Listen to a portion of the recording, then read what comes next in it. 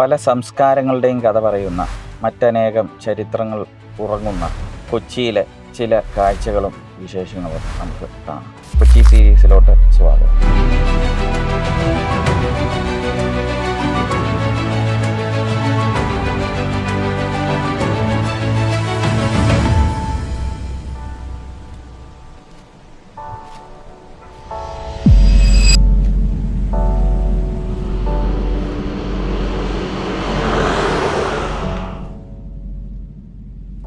വളരെ ബ്യൂട്ടിഫുൾ ആയിട്ടാണ് ചെയ്ത് വെച്ചിരിക്കുന്നത്.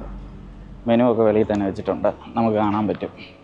ആൾക്കാരെയൊക്കെ കണ്ട് ഈ ടൗണും സ്ട്രീറ്റും ഒക്കെ നോക്കി സമയം പാസ് ചെയ്യണം. സ്ട്രീറ്റ് ഞാൻ വട്ടം അടിച്ചൊന്ന് കാണിച്ചു തരാം. ആരെങ്കിലും ഇടിക്കാതിരുന്നാൽ മതി. പിള്ളേരൊക്കെ വട്ട് പിടിച്ച പോലെ ഇതൊരു ബൈക്ക് ഓടിച്ച് നടക്കുന്നത് ഉണ്ടോ. ഫോറിനേഴ്സിന് വേണ്ടി മണി എക്സ്ചേഞ്ചും അതുപോലുള്ള സംഭവങ്ങളുണ്ട്.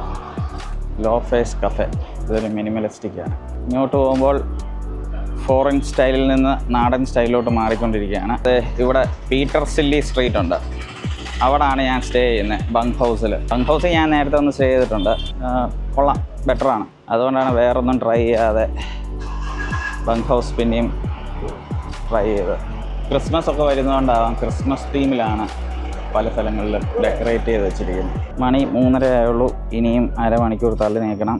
4 മണിക്ക് ആനവാതിലിൽ എത്താനാണ് സുനിൽ ബ്രോ പറഞ്ഞിരിക്കുന്നത്. അതുവരെ ഇവിടെ തേരാപാര നടന്ന് സമയം കളയണം. ഇന്ന് നിങ്ങൾ കാണാൻ പോകുന്ന വീഡിയോ ഒരു ഫുഡ് റിവ്യൂയോ കാര്യങ്ങളോ ഒന്നുമല്ല.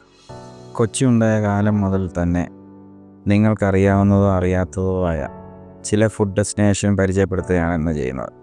കൊച്ചിയിലുള്ള ഇങ്ങനെയുള്ള സ്ഥലങ്ങൾ എനിക്ക് വലിയ ഐഡിയ ഒന്നുമില്ല.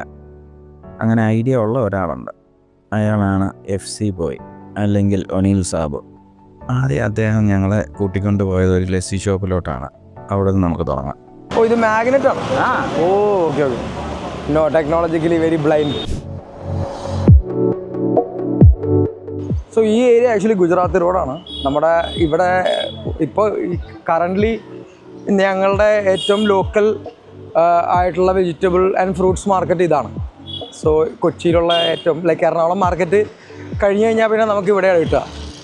അപ്പോൾ ഐ സെഡ്, പണ്ട് ഓരോ എറണാകുളത്തുള്ള സാധനങ്ങൾ ഇവിടെ അവിടം വരെ പോകാണ്ടിരിക്കാൻ വേണ്ടി ഇവിടെയും ഉള്ള സൗകര്യങ്ങൾ ചെയ്തു വെച്ചിരിക്കുന്നത് ഇവിടെ. അപ്പോൾ യൂഷ്വലി നമ്മളിപ്പോൾ ഇതിനകത്ത് നോക്കിക്കഴിഞ്ഞാൽ പകുതി മുക്കാലും നമ്മുടെ ഇൻഡിജിനസ് സാധനങ്ങളല്ല, നമ്മളുടെ ആയിട്ടുള്ളതെന്ന് പറയാൻ വേണ്ടി വളരെ കുറവായിട്ടുള്ള സാധനങ്ങളുള്ളത് മിക്കതും. അപ്പം ഞങ്ങൾ ഫുഡ് ആന്ത്രപ്പോളജി കൊളംബിയൻ എക്സ്ചേഞ്ചിലൂടെ കിട്ടിയതെന്ന് പറയും. അതായത് നമ്മുടെ കൊളംബസ് അമേരിക്ക കണ്ടുപിടിച്ചതിന് ശേഷമാണ് പൊതുവെ കുറേ സാധനങ്ങൾ തിരിച്ചിങ്ങോട്ട് വന്നിരിക്കുന്നത്. ഒരു നമ്മൾ നിത്യം ഉപയോഗിക്കുന്ന മുളക് അല്ലെങ്കിൽ പൊട്ടാറ്റോ, ടൊമാറ്റോ, ഇതിനകത്തൂടെ പൈനാപ്പിൾ, ഇവ കാര്യങ്ങളെല്ലാം ആമസോണിൽ നിന്നുള്ളതാണ്. സോ ഇതെല്ലാം നമ്മുടെ ഡയറ്റ്സിലേക്ക് കയറുന്നത് തന്നെ ആഫ്റ്റർ ഒരു പോർച്ചുഗീസ് ടൈംസാണ്. സോ അതിനെ നമ്മൾ പറയും കൊളംബിയൻ എക്സ്ചേഞ്ച് എന്നാണ് പറയുക. കൊളംബിയൻ എക്സ്ചേഞ്ച് വഴി നമുക്ക് ന്യൂ ഏജ് ഡിസ്കവറീസ് എന്ന് വിളിക്കുക ഇതെല്ലാം.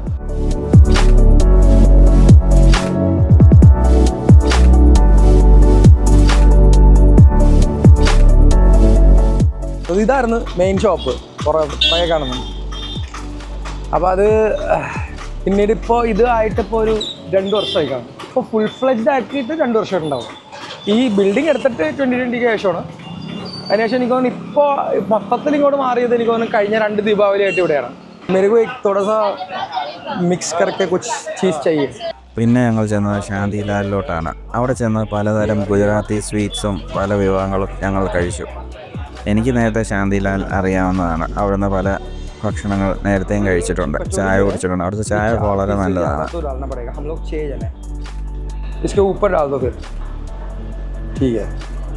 This is basically Kochi's tea time sorted in Mattancherry. This is our favorite Gatia. Gatia or Fafda is something. These are all introduced by obviously the Gujarati community here. That's why I selected a few things. ഇതാണ് ഡോക്ല ചട്നി എന്ന് വിളിക്കുക. So ഡോക്ലയേക്കാളും കൂടുതൽ ഡോക്ല ചട്നി ഇതിൻ്റെ കൂടെ mix ചെയ്യുക എല്ലാവരും. അപ്പോൾ അങ്ങനെ എല്ലാവരും കഴിക്കുക ആക്ച്വലി. സോ യൂഷ്വലി ഇതെടുക്കുക, ഇത് ഇത്തിരി എടുക്കുക, ഡിപ്പ് ചെയ്യുക, കഴിക്കുക. അപ്പോൾ ഈ സാധനം ഇവിടെ റൗണ്ട് ദ ഇയർ ഇതിവിടെ ഉണ്ടാവും.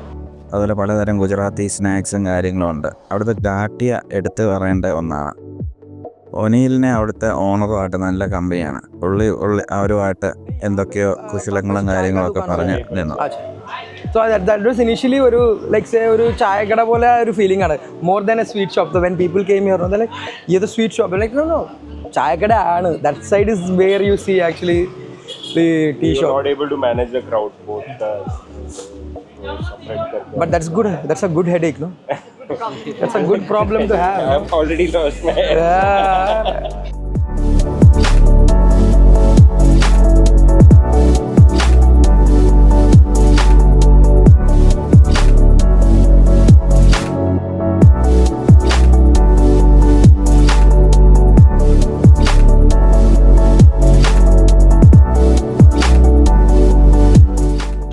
തിരക്ക് കൂടിയ മട്ടാഞ്ചേരിയിലുള്ള പള്ളി ഇതാണ്.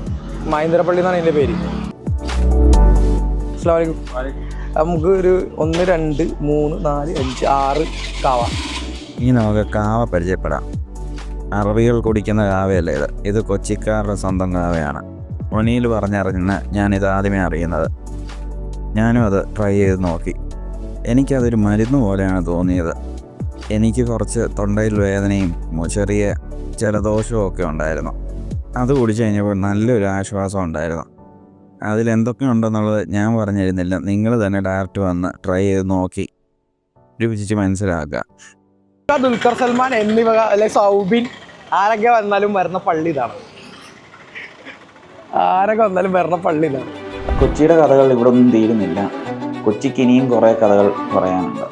ആ ഓരോ കഥകളുമായി ഞാൻ ഇനിയും വരാം. അപ്പോൾ ബൈ.